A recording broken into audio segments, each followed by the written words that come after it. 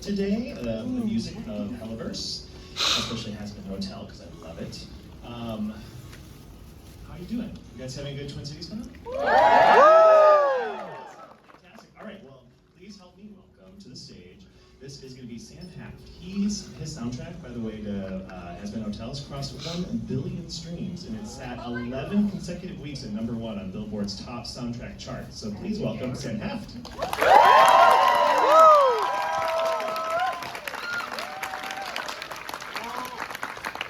Hello, everybody. Welcome, Sam. So good to be here. How was your Twin Cities con? You having fun? I'm having a great time. This is my second time in Minneapolis, and it's been amazing both times. Now, you tour as a band, right? Mm-hmm. Have you played Minneapolis? I have. I played a venue here called Fine Line with a band I'm in called The Living Tombstone. I don't want to brag, but it was a sold-out show, and it was fucking great. Awesome. All right, well, Living Tombstone, I want to hear the one-liner. What is Living Tombstone? Because it's quite unique, isn't it? It is. Living Tombstone grew out of fandom music, so it is a partnership between myself and another guy, Yoav Landau. Yoav started this in 2011 as part of the Brony scene. Woo! Oh yeah? Yeah. He's horse famous. That's a thing. And then he transitioned to making music. He started making some songs about Five Nights at Freddy's, which some of you may be familiar with. Was in the end credits of the film, which was so cool. And we met around 2016 and fell deeply in friend love and became like immediately just creatively so all about each other's ideas and started co-writing stuff. Our first song together was a song called My Ordinary Life, which is actually still the band's biggest song. And I tattooed it on myself. That's the first 4 bars of My Ordinary Life. Wow. That's amazing. Well, let's talk about Hellaverse, but before we get there, I want to get to songwriting. You as a songwriter, baby songwriter, if you will. When did you first pen your first song? Ooh, well, so my history with songwriting, probably the first thing I ever wrote wasn't even a song. It would be like playing around on music creation software, which I got introduced to in high school. There was a piece of software that is ancient now called Cakewalk. Then yes, some people familiar with Cakewalk. And the person who introduced me to it is a name you might be familiar with. It's my friend Andrew Underberg. So Andrew and I were in high school together. He's 2 years older than me, and we were actually paired together as a big brother, little brother, sort of mentor-mentee pair. And at the time, he was just discovering this software, Cakewalk, and he was showing me all about it, and I was just blown away because I was like, oh, I can make music and it will feel like video games. This is the greatest day of my life. And that's the thing that really got me started. It was more composing than it was songwriting at the time. So, the Broadway style of songs in Has Been Hotel, did you train for that? Did you rehearse for that? How do you get into that style? I mean, by being an insufferable theater kid. I think got a few of you here, yeah. I mean, that was really the training that I had was, the 2 things that I would go to sleep listening to basically every day were either show tune soundtracks or comedy albums. And I feel like that is so formative to where I ended up. Yeah, absolutely. So what's a musical that you grew up with that you love? Okay, I put everyone on this musical because not enough people know it. There's a musical called Bat Boy the Musical. A couple fans here, that's wild. It never made it to Broadway. It was an off-Broadway musical. It toured for a minute. It was on the West End in London. I really recommend the off-Broadway original soundtrack recording. It was fantastic. It was written by Lawrence O'Keefe and a guy who some gaming fans here might know, Keith Farley, who's a voice actor who's Thane Krios in the Mass Effect series. Keith was one of the writers of Bat Boy the Musical. Wow. Yes, and Bat Boy is about there was a newspaper is a flexible term, called the Weekly World News that would have like just silly articles of made up nonsense. And one of their things was like a half bat, half human child in Appalachia, that they called the Bat Boy. And they ran a million stories about the Bat Boy. They did a plot line where he runs for president. Like, it was a whole thing. But there's this musical about him, which is kind of about like tolerance in Heartland America. It's kind of about a domineering father and the effects of domestic violence on the home. Like, it has like this real, sincere core, but the actual content of it is ridiculous and quite funny. And I think it has so much in common with Has Been Hotel in that regard that I always recommend it to people who are fans of the show. Amazing. Now, you mentioned you're a theater kid. Very much. There are some pretty amazing theater professionals in Has Been Hotel. I want to know how excited you were when you found out you were working with Daphne Rubin Vega. Oh my God. It's also, Daphne, the two voices in this show, Daphne and Keith, are truly two of the most unmistakable voices in theater. Like, nobody on earth sounds like Daphne Rubin Vega, nobody on earth sounds like Keith David. And to that end, once you know it's them, you have to write for that voice very specifically. So I was thrilled. I had actually met Daphne once before. I was a volunteer, here's a real theater kid thing, I grew up in New York, and I volunteered for an event called the 24-Hour Plays Festival, which is a nonprofit event held in New York where they get a lot of incredible playwrights and a lot of incredible actors, and they lock them in a hotel with volunteers like me for 24 hours, and at the end of it, they put on a benefit that raises a bunch of money for charity.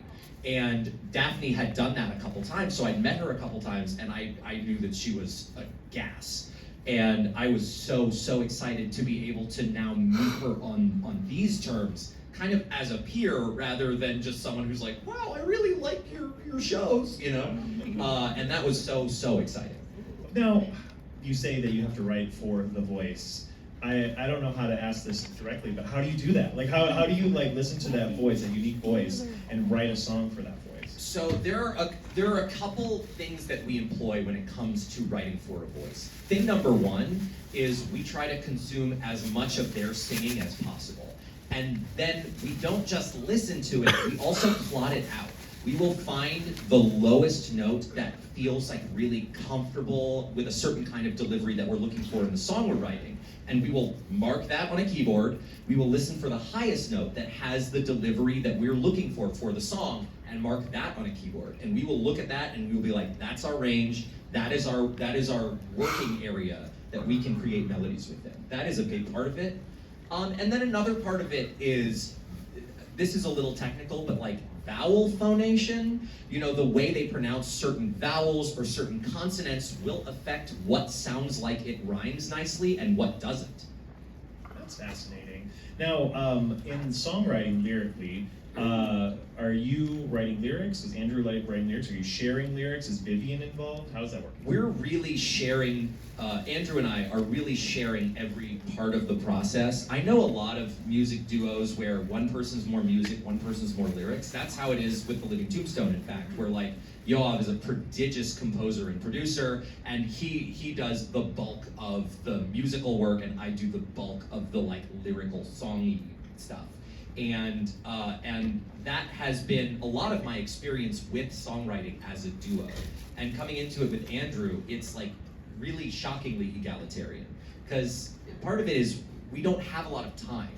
And that forces us to do more than we might otherwise do. So I think I normally tend to default to having a very lyrical focus. I didn't go to school for music, I went to school to be a playwright. So I think of myself like very much as a storyteller using music. So that tends to be my focus, but there will be songs that like just from our schedule, it's like if you have an idea, you gotta put it down. You can't wait and be like, hey Andrew, what do you think about this? Or him going, oh hey Sam, I had this idea. It just goes in.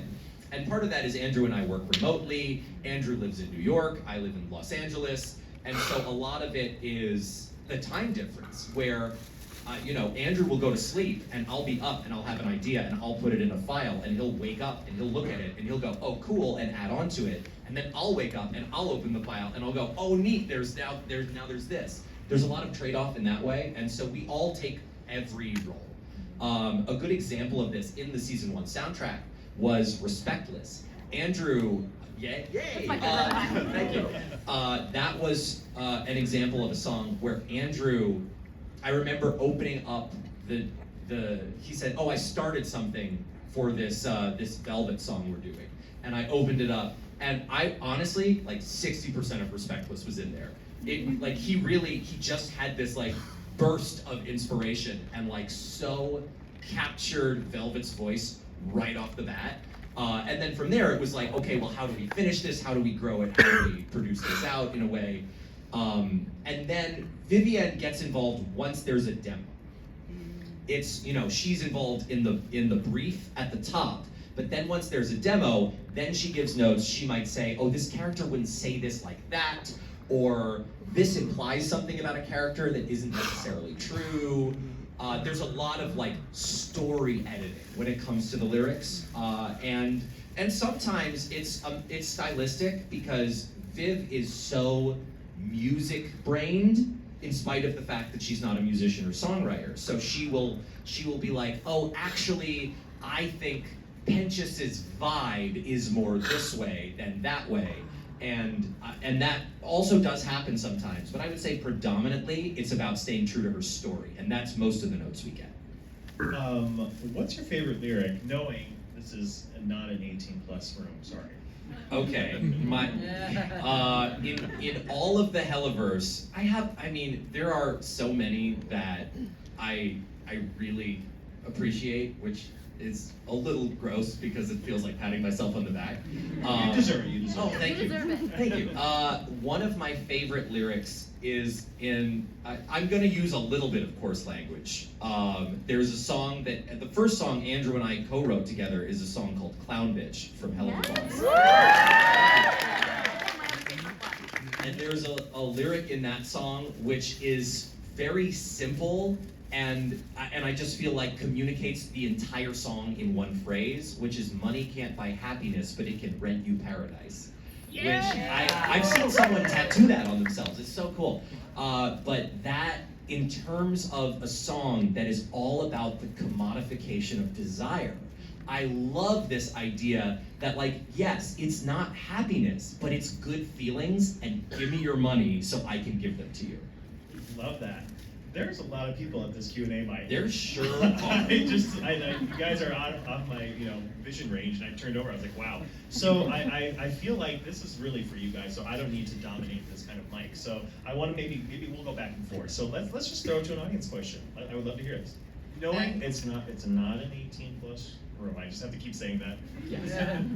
I have a backup question because I don't know if you'll be able to answer this. Sure.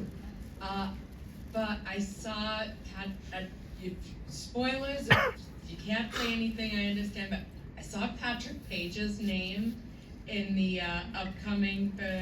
Yes, that is publicly announced, that Patrick Page is involved in Hell of a Boss, yes. What was it like? I assume he's going to have a song, right? No? Okay, I got a backup question. I can diplomatically say Patrick Page is a tremendous talent, and you're in for it. But you can ask a backup question because I can't say much about this. As a theater kid myself, I know we got in. As high schoolers are cringy, and theater kids are cringy. Do you have a memory being a theater kid of what's just the stupidest, cringiest high school theater kid? Oh yeah. Record this, please. Yes. Oh man. Okay. So I'll be honest, there's an embarrassment of riches to choose from. There was a time where, I don't know if any fellow theater kids, you have ever done this, where you start just kind of like wish casting a musical between you and your friends. Yes. And there was definitely a period of time in high school where my friends and I were like convinced we were going to put on the like most amazing production ever of Les Mis, starring a bunch of high schoolers, which is of course what everyone wants to see. There was a whole lot of that, and like just my friends and I, like, you know, singing Empty Chairs at Empty Tables at Starbucks as we were like, oh yeah, and we're gonna do it, and everyone's gonna love it. And I think that is one of the fond, cringy memories I think back on. That's delightful, thank you. Thank you so much. Yeah, we'll have another audience question. Let's go.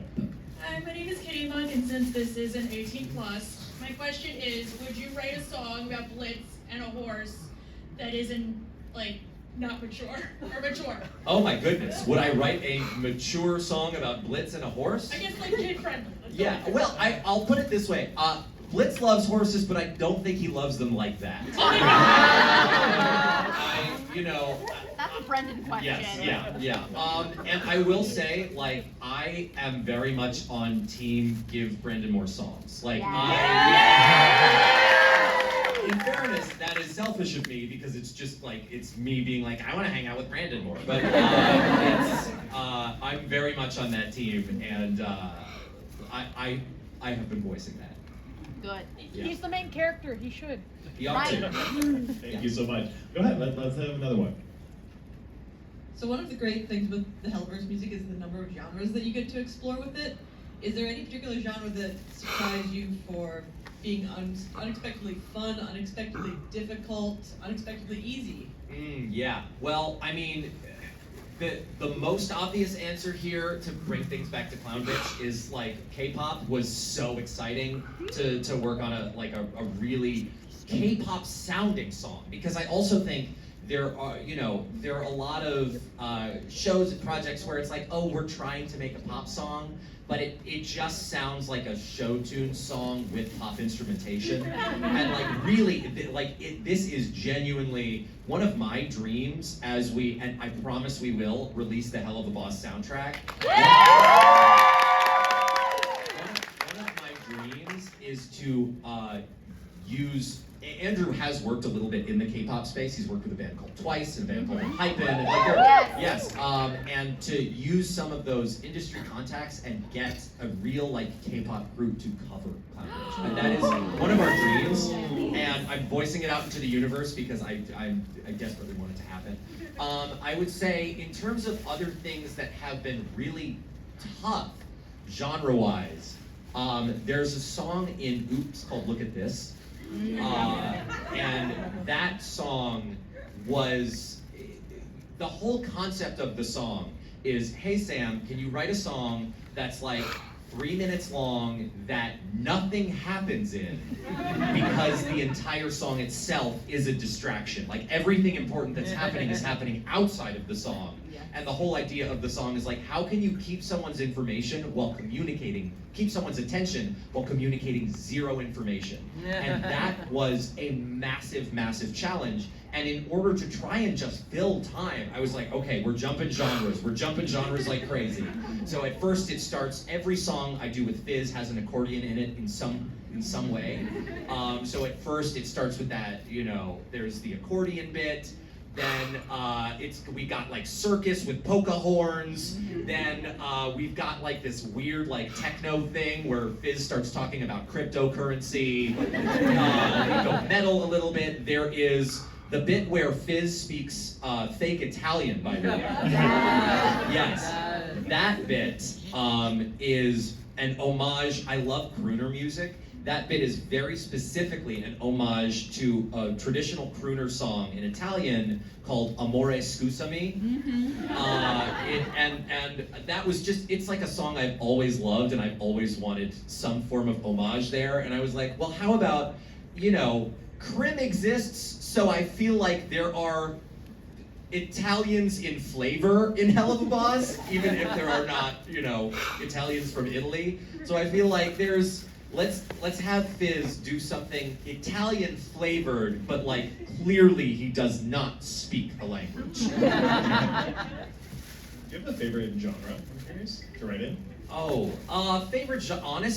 my favorite genre to write in, I have been able to not write enough in. And it's kind of like early 2000s pop rock. I would love to be able to write some like Fountains of Wayne shit. Like that would be so fun. Like, you know, that kind of, or like a nu metal song or something. It would, I love even though I know like it's a little goofy and it's, you know, a lot of people look at it culturally as like a dark age after grunge, but the early 2000s music, I love it so much, and I would love to be writing more of that kind of, you know, like really poppy pop rock. I love it. All right, next. Hi, I'm Maddie, and I had a question. What would you be doing if you weren't doing The Living Tombstone or Hellaverse? Oh God. The first thing I wanted to be was an architect. But I am a very bad student, so that was very quickly not in the cards. There was a period of time where I was interested in animation, where I was like really interested in like, I was using Flash and like I thought, oh maybe that's the thing. And then I went to school to be a playwright. So for a long time, before I really started taking songwriting seriously, I was a screenwriter, and I was like pitching projects at production companies and punching up other people's screenplays and that kind of thing. Took some stuff to film festivals, and that was really my identity as a creative for a very long time. And it was only after The Living Tombstone started being a thing for me that I kind of had an identity crisis, because I described myself as a writer, and that's all I ever called myself. And I would still call myself a writer, and people would say, oh, what do you write? And then I would go, well, music. And they'd be like, so you're a songwriter. But I would never say I'm a songwriter, because it made me feel like I failed as a writer. And so, and I spent like a couple of years kind of being a songwriter in denial. Like now, when people say, what do you do? I say, oh, I'm in music, I'm a musician, or I'm a recording artist, or a songwriter. But for a while, I felt kind of wounded, that I felt like I had this first dream that didn't really pan out for me. And I carried that with me for a minute. Thank you. So yes, I guess I would be an unhappy, not very successful screenwriter. Awesome, go ahead. Hi there, my name is Cameron. You have a ton of different genres that you've written, especially in Has-Been, and it really helped me learn about music theory again. And so I had a question about a small specific detail that has been burning a hole in my brain ever since first hearing the More Than Anything reprise. Ooh. What was your reasoning to use the line, more than anything, need you to know I love you, instead of more than anything, you need to know I love you? Because it is all about, so from Vaggy's perspective here, I should point out, like, I should have a punch card. I cry a lot at these. At a certain point, I should get like a free frozen yogurt or something. I'm going to try, like, whenever I talk about the relationships that these characters have, I get a little misty. So much of this is Vaggy and Charlie have had this really significant obstacle dropped in their lives, which is Vaggy's secret has been revealed. Charlie is worried about trust, and all Vaggy has ever wanted to do is communicate to Charlie that she can rely on her. And so it comes from a place of, I need you to know. It's not about, in some ways, there is a selfishness to it, because it's an I need, not a you need. But the I need is like, I will remain kind of like broken to pieces until you can acknowledge that you are my world. And that is, oh my God, here it goes. Here it's gonna start. I'm keeping it down. I'm keeping it down. You're okay. Yes. But it's in a way, it is this vulnerability of letting your partner know that it's a moment where they need something from each other, rather than putting something on them. It's saying like, I have this wound that needs to be healed, and the way that it can be healed is you acknowledging that you are my everything. That's beautiful, thank you. Thank you.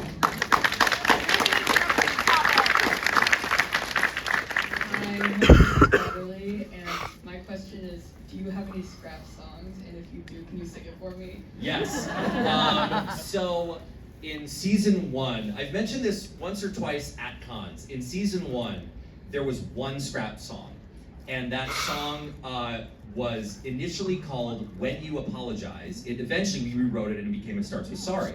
And that rewrite was pivotal to the musical identity of the show, because "When You Apologize" was a song that was all about like how many times can we make the audience laugh at like how pathetic Pentious is. And the whole game of the song, it was basically like a sketch almost, where Charlie is trying to help Pentious understand apologizing. And Pentious's idea of what apologizing is in his head, it's like that thing of when you tell someone that they've like crossed a boundary or something, and they're like, "Oh, I'm so sorry, I'm so stupid, I'm such a piece of shit." Like it's that kind of thing, and that's how Pentious thinks one apologizes, is self-flagellation. And the whole game of "When You Apologize" was Pentious calling himself all manner of like really ridiculous names. And Charlie trying to like divert him, being like, well, it's kind of about the sincerity of the apology. And again, I apologize that this is an all ages panel. I'm going to use a little, I'm gonna say some weird stuff. Can you sing it? Oh God. Okay, so I don't fully remember it start to back. I will say the line it started with, it also sort of ate a bit of the previous scene. Charlie says in the previous scene, or actually I think it got moved to earlier in the episode, the first step to being a better person is admitting you were wrong. She says that to Pentious when she's prompting him to apologize to Alistair for ripping his coat. And so it started with Charlie going, you know, the first step to being a better person is admitting you were wrong. And Pentious, at the time, we didn't know what voice Brightman was going to do. Oh, yeah. And it's Alex, like he does all manner of things. So it was the demo of this, I'm doing this very strange kind of goblin voice that's also like a little bit Gonzo from the Muppets. So it's, you know, is admitting you were wrong, and Pentious goes, I was wrong, and like that was the voice I did. She goes, say sorry to the ones you hurt, and if you mean it, you can move on. And then he goes, but I'm a sack of shit. Again, it was just about like how many awful things can he call himself. He's like, again, sorry, children, but I'm a sack of shit, a dog turd in the road. It was like a whole thing where like he's calling himself all these awful things. And she's like, close, not really. That's not actually what we're trying to do here. And when we delivered that, Viv was like, this is really funny, but it's not right for this scene, because the goal for this scene isn't to make Pentious a joke. The goal for this scene is to be really, really sincere. And that was when Andrew and I realized something pivotal to the way we would continue to write Has Been Hotel, which is, even though it is a comedy musical, the goal of the music is to underline the sincerity, not to underline the comedy. And so much of why Pentious has become my favorite character. So much of why we care about these characters so much is the sincerity that they display through their singing. And it really follows the musical rule of like, when you're feeling too much to speak, you sing. And staying true to that for what became It Starts With Sorry. It Starts With Sorry is still a funny song, but it's not funny because Pentious is saying something ridiculous. It's funny because he's so earnest. And, you know, I've seen a couple screenings of the episodes, and there's always a little chuckle at the It Starts With Sorry, and his big teary eyes go blink, blink. And we're laughing not because we're laughing at Pentious. We're laughing because we know him now. Yeah. And I think that is really like the core of the show, is the songs are our opportunity to really know these people. Sir Prentice is such a theater kid. Awesome. Thank you so much for your question. Yeah. Go ahead. Hi, what's your favorite part of Hell's Greatest Dive song? Ooh, Hell's great. you know, we did.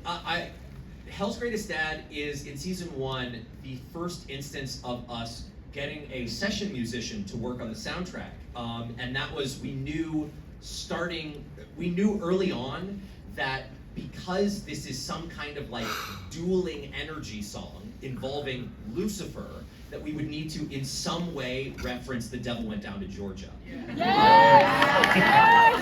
And you know, it's a little bit anything you can do, I can do better. And to do that, we were like, oh, you know, he needs to try and fiddle battle Alistair. And so we brought in a session fiddler. So that, I mean, for me, like that, I love that moment where Lucifer, it's like Lucifer is so angry. And you see his like big upside down, you know, his big upside down kind of C frown as he's fiddling. It's almost like Lucifer gets so angry he can't speak or sing. And so it's just, you fiddle. I love that beat in the song. Thank you. Thanks for your question.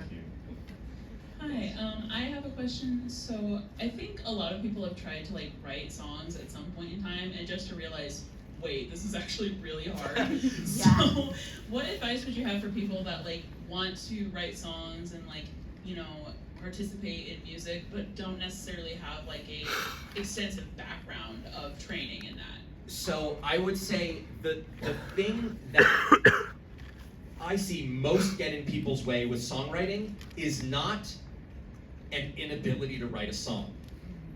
It's an inability to write a bad song. Because I think you need to allow yourself the grace to write something crappy. That is so important. Every great song starts as a bad song. And I think there are so many people that are because they haven't seen the songwriting process and don't really have a clear sense of how the sausage is made, are expecting, as they write something, for it to be perfect off the bat and for it to feel like something they could hear on the radio. And that's really just never how it is. And I think one of the things that was reinforced to me actually when I was in school to be a playwright, and I've applied to music, is when you're editing, you're not writing, and when you're writing, you're not editing. And so one of the things that Andrew and I try to do is not second guess our lines as we're writing them. Once we have written the bad song, then we go back and make it the good song. And I think there are a lot of people who are interested in music, but if your exposure to music is just through finished songs, you keep stopping yourself before you actually finish the bad thing that can turn into the good thing. And you need to allow yourself the grace to make something that's sloppy before you can refine it and make it good. Thank you. Thanks for your question. Hi. I have a question about language. Yeah. I was wondering, because I know you mentioned K-pop. I was wondering if there were any specific inspirations behind that, and I don't know if anyone would agree. To my ears, it sounds like it would live perfectly on Dorian Electra's last album, if you're familiar. Yeah. And I haven't been able to get that out of my head since I first heard it. So the thing about the song that I think is its most easily identifiably K-popiest trait is the group chorus la la la la la la la la la, for a couple reasons. First of all, like the group chorus component of that is big. The fact that the refrain is a musical passage rather than a lyric is very on brand within the genre. There's also the fact that there is the kind of detuned final note, the la, which is kind of lives between pitches. And these are all, you know, I'm trying to remember the name of, there's a K-pop song that to me feels like the iconic example of this. Who's it by? Oh, I want to say it's Red Velvet, but I would have to start scrolling my Spotify and like listen. I was like, oh, it's this one. Is it But Paint the Town? what? Is it Paint the Town? It's not Paint the Town. Damn. But that, I mean, that, just even that as like a baseline refrain, was very much part of like trying to stick in the genre. There's also the fact that this is something that is almost never done with musical theater, that is done constantly with pop music, which is having a double word rhyme where the second word stays the same. Because, you know, like, if you're used to musical theater music, you might listen to the chorus of Clown Bitch and go, oh, they're rhyming bitch with bitch. But we're not. We're rhyming clown bitch with frown bitch, with crown bitch. Like, it's the sort of the compound rhyme, where, and I'm sorry I'm saying bitch so much, where bitch kind of becomes the second syllable of a two-syllable word that you're rhyming into. And that is something that is done ubiquitously in pop music, but really you don't see a lot of in musical theater. Thank you. Thank you.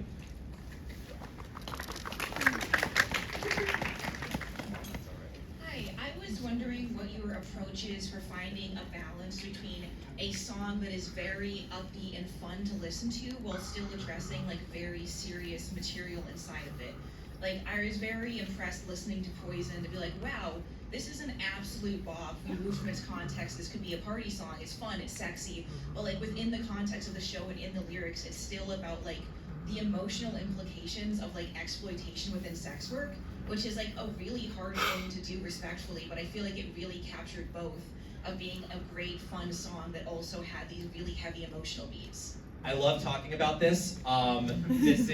So Poison was, in terms of season one, well, I will say people have also had a very personal reaction to More Than Anything in a way that has made me realize that song was more personal to me than I even realized at the time when I was writing it. But Poison and Loser Baby really as a pair were a pair of very personal songs to me. I'm a sexual assault survivor myself. And that was, you know, talking about something as serious as Angel's self-blame for, and I would say this isn't even necessarily restricted to assault, but like the self-blame for abuse. Yeah. And how Angel's, at that point in the story, Angel's coping mechanism is escape, and it's dissociation. And when Angel is in that state of escape and dissociation, it's having the music be that kind of danceable style. It's almost there's a component of that is very much like there can be a tendency to romanticize what a mess you are. Yeah. And I think that is part of the creative DNA of that. And I also think part of it is Angel's mind going elsewhere while this is happening. I mean, the song does explicitly talk about dissociating. And in part of reflecting that dissociation is that disconnect between the heaviness of the lyrics and the poppiness of the song that they're contained in. And having that sort of reflect Angel's dissociation was a big part of the process of writing Poison. I can talk you through the process of it a little bit too. We started Poison with the music because we knew, in terms of what the story and what the script called for, the script called for something that would be an up-tempo look at something that is Angel's life that Angel doesn't realize maybe is as frightening as it is. And so from there, we were thinking about like what is the right sort of style of pop for this. We settled on what to me feels, I feel like Poison feels like a sort of pop that is coming more in vogue now, which is sort of like an 80s broken pop that you see a lot from like The Weeknd and Dua Lipa. I'm sorry I'm so rambly, by the way. On the topic of The Weeknd, I actually think one of the great things that The Weeknd does as an artist is marry this idea of that 80s danceable pop with a sense of dread. And that's something that I really appreciate about that album, After Hours, that he released. And that was something, we tried to have this sense of unease with just kind of a relentless bouncy beat. And then in terms of, in fairness, I as I've already said, like I am a survivor myself, so we weren't in a situation where it was like, oh, like who can we consult about this, because it was for me already coming from a kind of personal place. And I don't know, I mean, I think it's something that as I wrote, the lyrics really came second after the vamp. It was just, I was spending a lot of time thinking about the kind of things I would say to myself, is like, why did I get myself in this situation? Like, it was always like looking at the universe as a really cruel place, and me saying, well, the only thing I had control over was me. So how could I do that to myself? Because I know the world is like this, and I know the world is bad. And that was a really big, I feel like I'm kind of drifting all over the place here, but I could talk about Poison for a very, very long time. Yeah, thank you so much. That was a great answer. I loved hearing all of your Thank you. tangents. Thank you. I'm sorry for being a very tangent man. Yeah. Guys, we have 5 more minutes left, so that's probably gonna be about 3 people, maybe 4. So those in the back of the line, we're probably not gonna get to you, but Sam will be at his table. I will be. So after this panel, go see him at his table and ask your questions, please. Yes. But let's go ahead and have your question, please. Hi, I'm Max. I was just wondering what the songwriting process was like and what your favorite part of it was. Oh my gosh. I mean, the songwriting process, it almost feels like being at summer camp, in that, like, it is a highly concentrated period of time. So for season 1, all 16 songs we wrote in about 10 weeks. Yeah, and in order to do that, Andrew and I were like spending all of our time together. And so there is that kind of fun summer campy element of it, where it's like, oh boy, like I'm hanging out with my friend and we're making arts and crafts. And that element of it is so fun. And I would say, you know, really there isn't a part of this process that I don't love. I love that component, but I also really, really adore working with the actors. The cast are such, first of all, they're lovely people, but something that really makes this show so wonderful to write for is the sense of play. And there's a sense of play with Andrew and I when we're writing, but there's also such a sense of play in the voice booth when we're directing. And I mean, the number of ad-libs that make it into songs even, that never happens, that ad-libs make it into songs, but it so is the case with this show. I mean, the iconic example of this in season 1 is guitar solo "Fuck Yeah." It's in the demo. It's just kind of like a few measures of just Jack Black sounds, like kind of like it's that kind of thing. And Alex's idea that like Adam is the kind of like dumb guy where he's going to announce his instrument just in case you can't tell he's doing mouth guitar. It was just such a perfect moment, and moments like that really are some of my favorite parts of this process. Thank you. Thank you. Hi. So my introduction to your work was even before I had watched Has Been. One of the bands that I listened to, Late 9, they covered your song Poison. And so I was, and they did it in their style, which is like a Pierce the Veil post-hardcore kind of style. And I'm curious, are there any of your songs that you would love to hear covered by an artist in their style? Very much.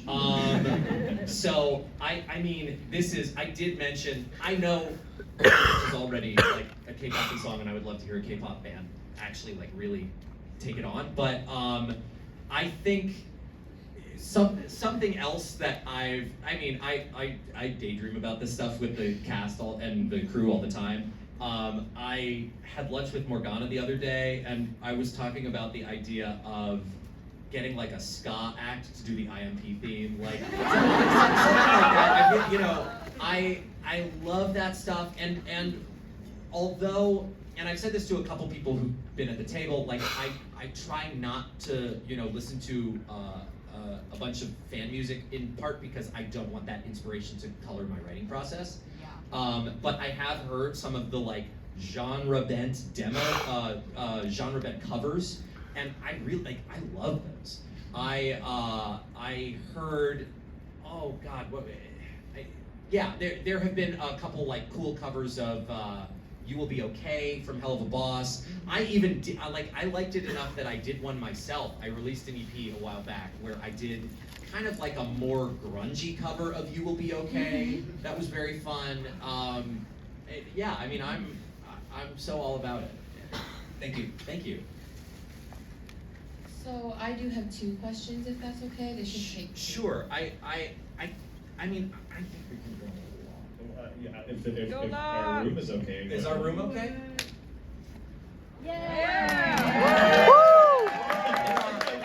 There are 6 questions, so getting shrugs. All right, well let's just do a few more questions. Yeah. So go ahead. My first question is, who in season 1 didn't get a song that you wish got a song, and what would that song be about? Okay, so in the context of the plot of season 1, where else would I have inserted a song into the story? I would have inserted a song in episode 2 when we first go to V Tower. I would have had a musical introduction of the V's as a trio. And then my other song is, did you intend to accidentally make it sound like the backing beat of Devil Went Down to Georgia during that fiddling part as well, or was that not intentional? I mean, there was definitely a part of Devil Went Down to Georgia in there, for sure. And I saw a lot of people after Hell's Greatest Dad came out say, oh, it sounds like this electro swing song or that electro swing song. To which I have to say, like, a lot of electro swing songs sound quite similar to each other. And it's kind of a hallmark of the genre. Yeah, I just noticed that like bump bump ba-dum was like kind of like mix of like Devil Went Down to Georgia and also kind of a little bit Pink Elephants from Dumbo. Absolutely. Yeah. That's a great catch. Yeah, I just noticed that and I was like, I can't unhear that now.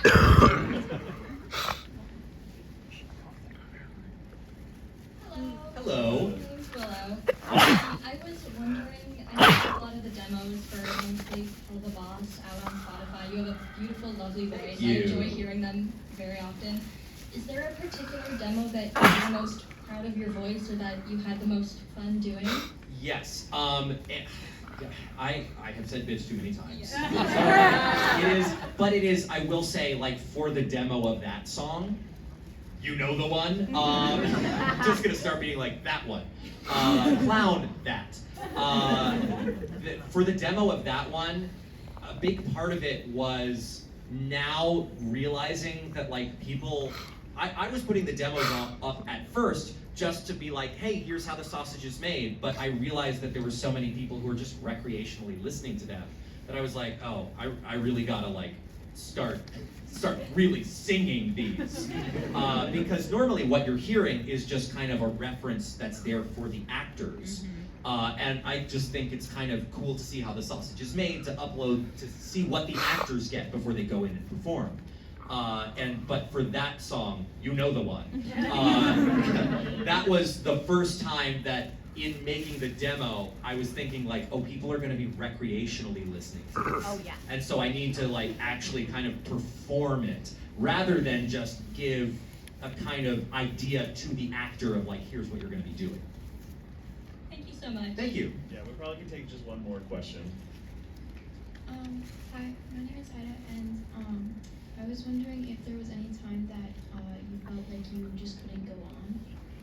Yeah, all the time. I mean, to end this on a very vulnerable note, I guess, a couple of weeks after Has Been came out, I had all these people reaching out, being like, oh my God, look at the show's doing so good, oh, you must be over the moon. And honestly, like, I was kind of at my mentally lowest point right after the show came out. And a big part of that was this sort of attention that is part of this like kind of online fandom thing, I just like, I wasn't used to it. And I was having a really hard time coping with the idea that like, even though like people were obviously largely saying very positive things, there is something kind of brain breaking about seeing a lot of people talk about you who don't know you. And I'm a person who, like, just with my history and mental things going on and trauma and whatnot, I'm such a people pleaser, and part of being a people pleaser is having this idea that you are in control of what other people can think about you, and like using your actions and that kind of people pleasing behavior to like ensure people like you. And then all of a sudden, there were like hundreds of thousands of people talking about me as though I was almost like a fictional character, that I had no control over how they saw me, whether it was positive or not. And that like was incredibly bad for my mental health. And there was, I saw a clip of Bo Burnham at the 92nd Street Y, where he talked about having to deal with that as a young person when he first got really big online. And I found it really, really helpful. He talked about having to teach yourself how to shut that out, because the moment you start believing that they're really talking about you, you will believe anything they say. And I think the phrase he used that I found really affecting, which is, if you believe the good things, you'll believe the bad things. And I realized that like I was having this strange identity crisis where I saw all these people talking about me, and I was like, but we don't know each other. You know, it was this weird thing of like, I'm not in control of what you feel about me, even if it's a good thing. And I had to kind of really reassess and adjust my relationship to the internet, to social media. I mean, like now, like I have learned how to cope with that, but all of a sudden to see it so much, so fast, I had a really hard couple weeks until I learned to kind of reset myself and take my anxiety back down and say like, this is not affecting me. This is, you know, like I had that impulse of like, oh, I'm a people pleaser, and now I need to please millions of people. Yeah. And that was, it just filled me with dread, really. And I had to kind of readjust my relationship to the feedback from that. And I will say, I'm doing way better now. Like I'm all good. But it forced this short period of growth after the show came out, where I had to like really change how I internalize this stuff. And I had a long conversation with Viv about it too, because I know like no one has been through that more than she has. Oh. And we went to see Christina in a musical. Christina was in a musical called Mystic Pizza. And we went to go see Mystic Pizza, and I drove us back because it was kind of like an hour out of LA. And I was just on the drive, I was like, how do you deal with it? And she kind of talked me through exactly what I just started telling you about. And it was really, really helpful to see it through her eyes, and to understand that like I did not need to tether myself to all of this feedback. Because that's the thing about being a people pleaser. Like the moment anyone's giving you feedback of any kind, you're like, how do I ace this? How do I get brownie points? Where's my gold star? So I think that was incredibly helpful. And thank you for a really poignant question that I think affects so many people who create content that like blows up on the internet and is such a thing to deal with. That I've seen Yoav from The Living Tombstone, I've seen him deal with that tremendously as well. And it really is, it's so widespread among online creators and rarely talked about. Wonderful. Well, guys, as we wrap this up, I really want to ask a favor of our ASL interpreter, because I can see them behind me and I want to know what Clown Bitch looks like. All right.